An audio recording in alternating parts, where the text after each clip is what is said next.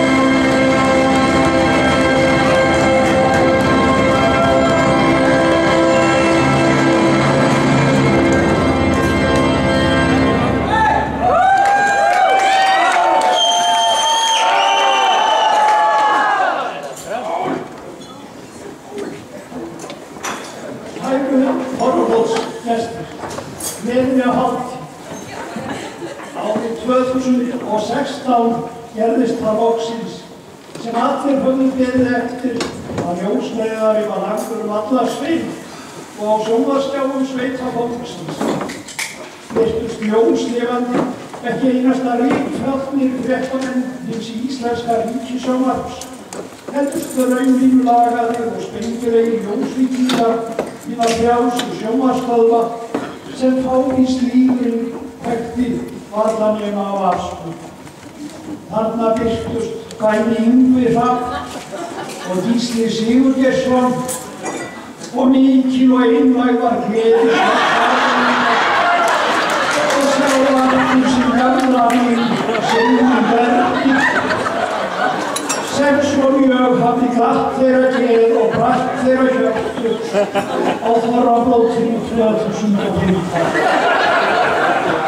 Nú gátu menn hort á þátt eftir þátt með Sigmundi Erni í aðalhlutverki, hvort heldur á nóttu eða degi á hins eigin sjónvarpsstöð. En nú skulum við sjá brot af ljósleiðaralagningunni.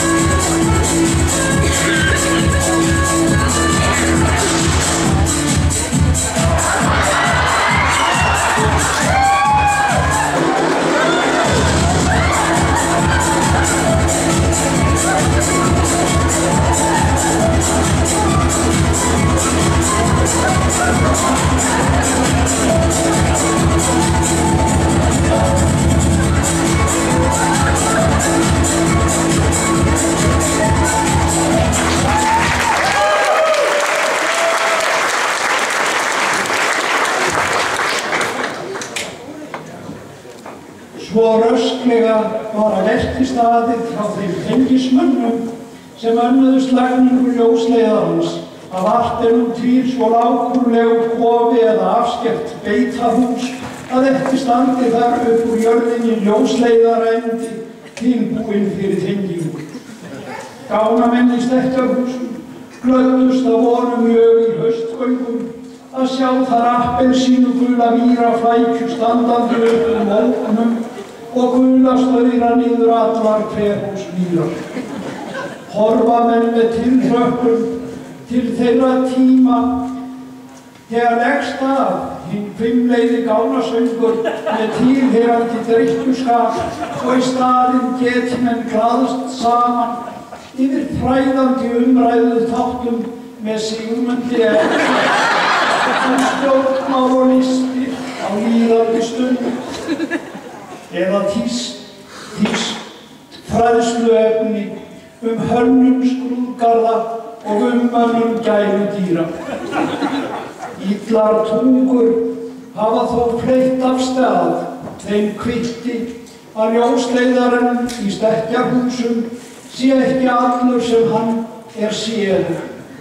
Hér sé á ferðinni mjög langsóttur prívathúmor Hjálmars á Mástöðum og Jóns tengdaföður hans á Hrúti. Það sem tilheyrir þeirri sögusögn víst að engun getur þótt það fyndið nema þeim tveir.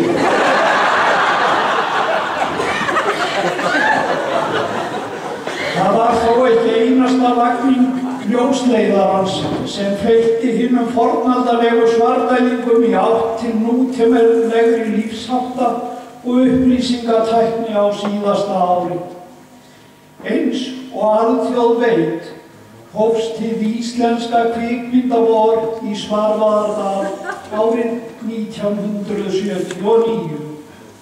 Já, kvikmyndavorið hófst í Svarfaðardal 1979, en árið 2016 hófst íslenska kvikmyndasumarið og hvar annars staðar en í Svarfaðardal þegar náttúrulífstrillerinn Bíbí og Blaka Hálfkirkja Kraka var tekinn þar. Myndin segir með yngarbersögnum hætti frá stórfurðulegu samfélagi fólks í frumstæðri fjallabyggð á austanverðum Tröllaskaga. Þetta mynd drauma og þrár, vonir og vonbrigði, holdsins fýsnir og hugaróra bænda og búaliðs. Myndin bönnuð börnum og fullorðnum og viðkvæmur fólki með atferlisraskanir.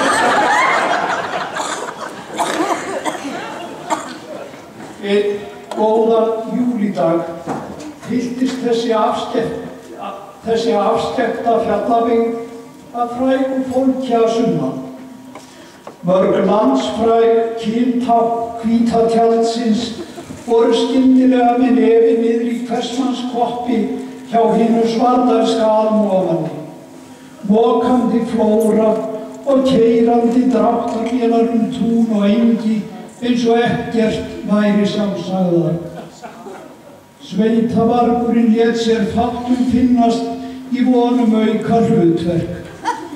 Í þessum efnum gengu engi lengra en hann á Árnesi á Hofi sem ekki einasta keyptu hið forna höfuðból Ytra-Hvarf sem nú heitir Syðra-Hof í því augnamiði að breyta jörð og útihúsum í kvikmyndaver. Heldur breyttu þau gangmáli kúa, frestuðu slætti og settu allan búskap á Hofi í uppnám í vonum væntanlega hlutdeild í heimsfrægðinni. Fleiri bændur reyndu að ganga í augun á kvikmyndaliðinu. Í stað hins tannlæknastofugræna rúlluplasts hófu menn að rúlla í tyggjó-kúluflegg, svo sveitin myndi orðið meira á leikmynd í dömubinda auglýsingar íslenskan útmála. Óhætt að segja að vonir þeirra Árna og Hönnu að verða næsta ofurparið í kvikmyndaheiminum hafi fengið byr undir báða vængi eftir að fréttir bárust utan úr heimi af óvæntum dramatísku skilnaði þeirra heiðurshjóna Brad Pitt og Angelina Jolie. En annars eru draumar Árna Sigga heimsfrægð ekki út í loftið, því kynþokkin þessu fólki í blóð og blóði og ekki langt síðan eldri bróðir hans Baldur var alþjóðlegt kynþátt nánast á einni nóttu í einu eftirminnilegasta og tilfinningaþrungnasta atriði kvikmyndasögunnar.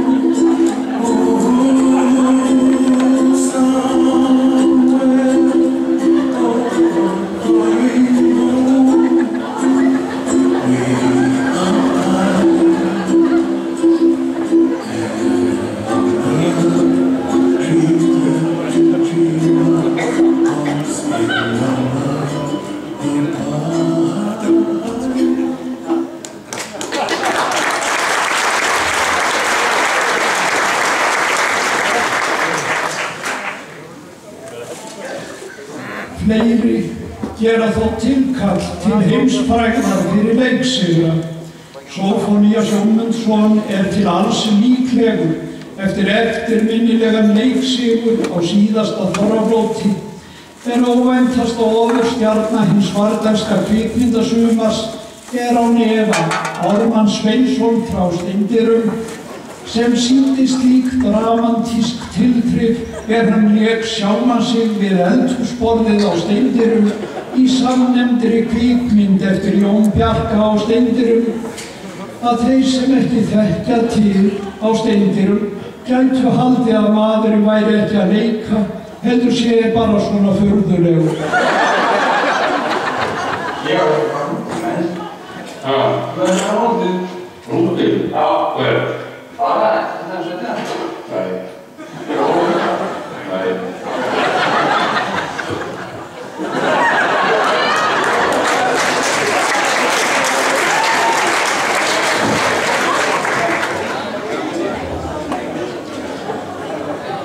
Steindir komu reyndar mjög við sögu hins svartælska kvikmyndasumars. Jón Bjarki var tekinn úr fjósverkum og lánaður kvikmyndaliðinu til skemmtunar og liðléttingar, og hinn árvissa útihátíð Halló Steindir breyttist í sumar úr þunglamalegri hjólhýsa útilegu í útstokkhátíð ástar og friðar og hróna, þar sem kvikmyndastjörnur spókuðu sig og nutu samvista við óbreyttan sveitavargir. Í kjölfarið sáu hjónin Gunnhildur og Hjálmar að eitthvað yrði að gera fyrir íbúðarhúsið áður en að túristar færu að leggja þangað leið sína í stórum stíl í kjölfar heimsfrægðarinnar. Einhver mistök sem rekja má til óhreinna teikninga urðu þó til þess að í stað reisulegrar viðbyggingar var einni hæð í ógáti svipt ofan af húsinu.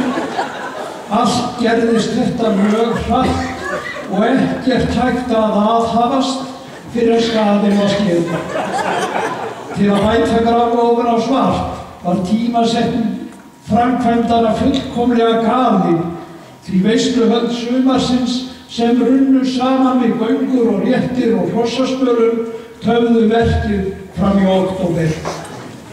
Og því meiri var neyðin þegar húsið stóð skyndilega eins og gömul súrheysgryfja galopin og gapandi fyrir veðri og vindum og vetur á næsta leiti.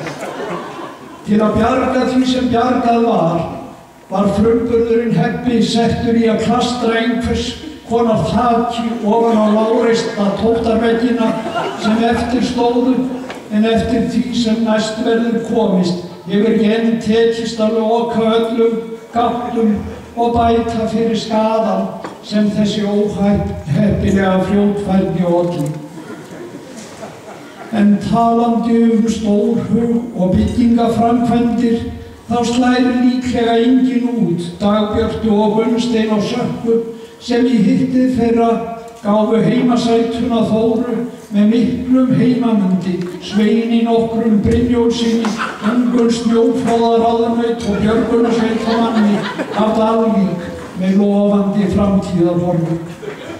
Brúðkaupið var haldið í nokkrum flýti, enda ávextir frillulífs þeirra orðnir margir á komni nokkuð á legg og engum gat dulist að þar færi fram. Ljóst var að fyrir svo bullandi afurðasama og blómlega heimasætu sem Þóru á Sökku og hinn ljósleita og goðulíka heitmann hennar með góðar framtíðarhorfur dygði enginn meðal brúðkaupsveisla og að í sveitinni finnst hvergi nógu glæst né háreist salarkynni að hæfa myndu svo einstöku til hennar.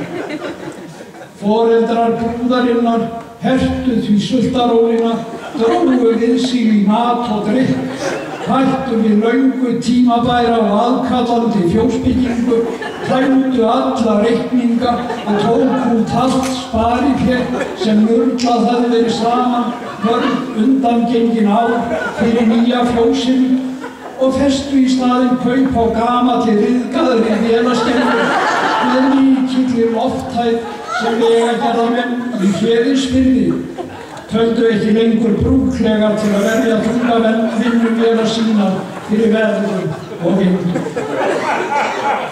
Eftir 12 mánaða samfellda viðgerðarvinnu og riðbætur á bragganum á meðan brúðhjónin ungu eyddu hveitibrauðsdögunum til skiptis á skíðahótelunum í Alpafjöllum og suðrænum sólarströndum var blásið til síðbúna brúðkaupsveislu í nýju skemmunni. Öllum svardælingum og nærsveitungum var boðið, landsfrægir skemmtikraftar léku þar öll, hvergi var til sparað í mat og drykk. Mál manna að aldrei hafi verið haldið veglegri brúðkaup í Svarfaðardal. Fjósið á Sökku eftir sem áður eldgamalt. Þar munu Dagbjört og Gunnsteinn eyða ellidögunum í Mjaltagrýlunni á meðan mjaltaþjónar ganga í öll störf á öðrum bæjum og bændur vísa sendur ekki hvernig hún helgan dag. Bogga og Friðrik á Grund njóta þess hins vegar að Anna Kristín ógefin enn og sýnirinn hafi fest ráð sitt og hlaði niður börnum af slíkum þrótti að undrum sæti. Þau Grundarhjón fylgdust grannt með óráðsíunni á Austurkjálkanum og sóru hvert öðru að stíg ógæfa skyldi aldrei henda Grundarhjón. Þar á bæ hefðu kýrnar forgang fram yfir heimasætuna og ekkert væri ágott fyrir þær. Með það leiðarljósi gengu Grundarhjónin bein í baki á fund bankastjóra, byggingarverktaka og búvöruheildsala og pöntuðu hátækni fjós af nýjustu gerð með mjaltaþjóni til borðs og sængur og næstum því jafn fullkomið og fjósið á Hóli. Á vordögum var byggingin fullbúin og mjaltaþjónninn tekinn við búsforráðum á Grund. Umtalsverðu álagi var létt af Boggu þegar hún þurfti ekki lengur að passa barnabörnin alla daga og gat falið nýju kálfafóstrunni það verkefni. Þeim hjónum og mjaltaþjónum þótti við hæfi að bjóða byggingarmönnum og nágrönnum sínum til dálítillar veislu í tilefni tímamótanna, en allt var það hófstilltara og meira innan skynsemismarka en veislan fræga á Sörk.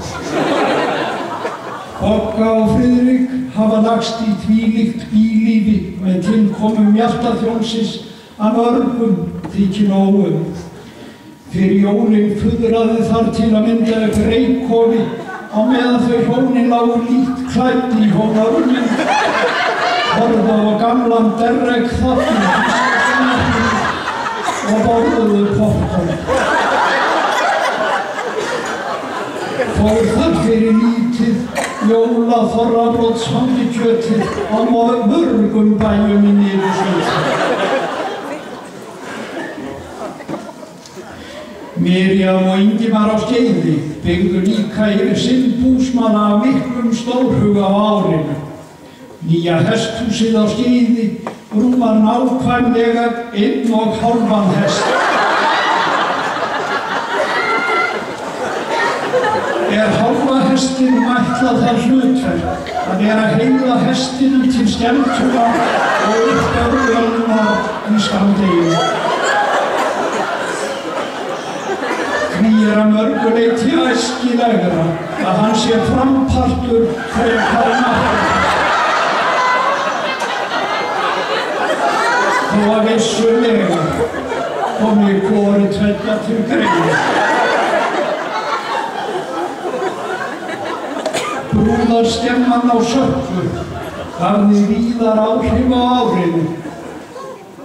Á litlu hjáleigukoti Hánestöðum í grennd við Sörku búa lítil hjón, þau Hildigunnur og Alfred í skjóli sýslu yfirvalda Hofsárssýslu. Litlu hjónin láta sig dreyma stóra drauma nokkrar hænur og eigin egg á morgunverðarborðið og kannski nokkrar matjurtir og horfa nokkrum öfundaraugum skáfast upp í hlíðina heima Sörku þar sem allt stærra í sniði.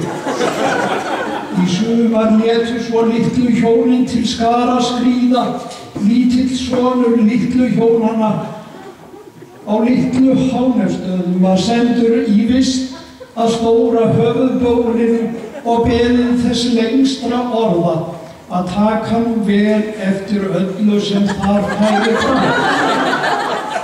Flutti hann foreldrum sínum reglulegar skýrslur lengd og breidd og hæð og umfang og framgang brúðarskemmunnar, en þau deildu í allar tölur með 10 og smíðuðu sér síðan eigin litlu skemmu með dyggri aðstoð Hofsárbeldisins.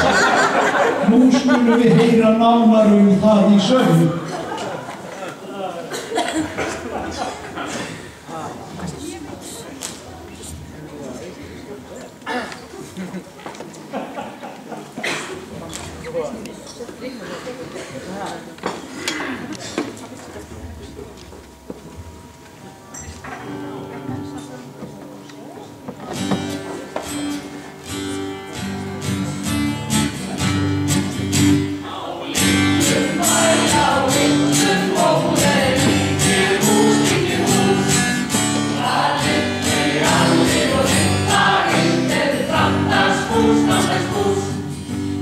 Litla draumar á annan fyrir litlar hænur og lítil egg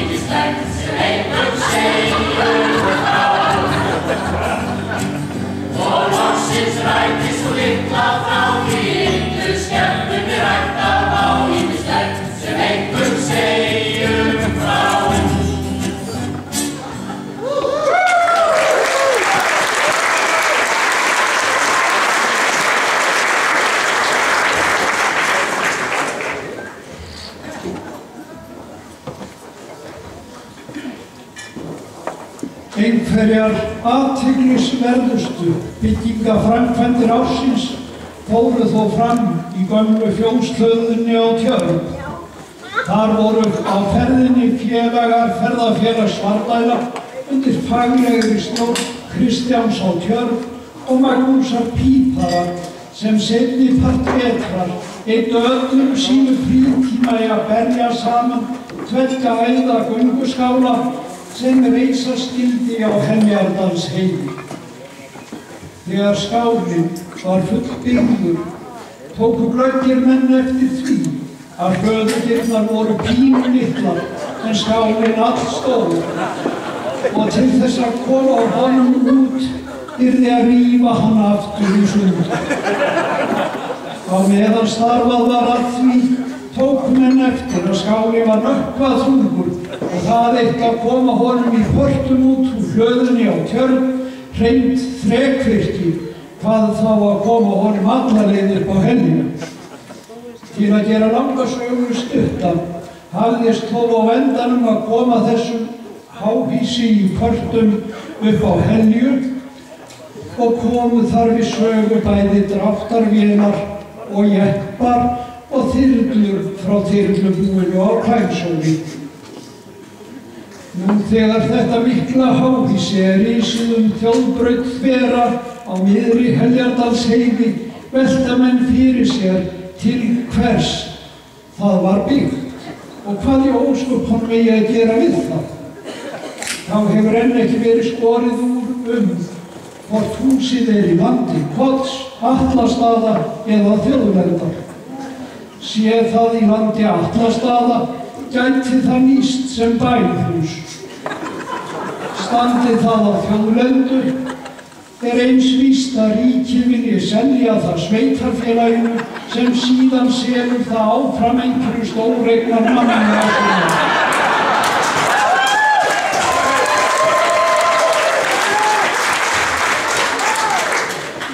En sé það í landi Kots hafa Guðrún og Atli það ákveðnar hugmyndir. Raunar telja þau að húsið sé klárlega í Kotalandi og þar af leiðandi sína eign og hyggjast nýta það fyrir beitarhús. Til að treysta stöðu sína og kröfurétt héldu þau féð sínu að fádæma grimm til beitar á heiðinni alveg fram á jólaföstu og vörðuðu því heimkomu þó svo engan bithaga væri þar að hafa. Eftir því sem næst verður komist féð enn á heiðinni með tiltölulega litlu lífsmarki. Og enn húsbyggingar. Af öllum þeim sem staðið hafa í ströngu við byggingaframkvæmdir á árinu hefur engum tekist betur til með fjármögnun framkvæmdarinnar en félaginu 4G í Svarfaðardal fram sem forgöngu hefur haft endurbyggingu á því gamla og handónýta félagsheimili Höfða. Margir spyrja sig hvaðan peningarnir komi fyrir öllum þessum framkvæmdum því víst að nýir gluggar, skertir, þök og lagnir fást ekki gefins. Forsvarsmenn eignarhaldsfélagsins 4G eru þögullir sem gröfin þau mál en nú hefur Þorrablótsnefndin með aðstoð rússnesks tölvuhakkara komist að hinu sanna í málinu.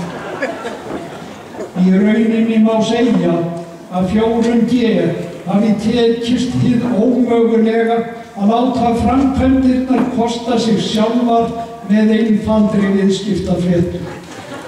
Lítum á fléttuna í sinni einföldustu útgáfu. Fyrsta þrep. 4G kaupir 2 kassa af byggingarefni og 2 kassa af blóð. Annað þrep. 4G byggir byggingarefninu og drekkur bjóri. 4G selur bjórdósir og kaupir 2 kassa af byggingarefni og 2 kassa af blóð. Fjórða þrep. 4G drekkur bjórinn og byggir úr byggingarnýrum. 5. þrep. 4G. Selur bjórdósir og kaupir 2 kassa af byggingarefni og 3 kassa af bjór. 7. þrep. 4G. Drekkur byggingarefni og byggir bjór. 7. þrep. 4G. Selur dósir og kaupir 2 kassa af byggingarefni og 4 kassa af bjór. 8. þrep. 4G. Drekkur bjór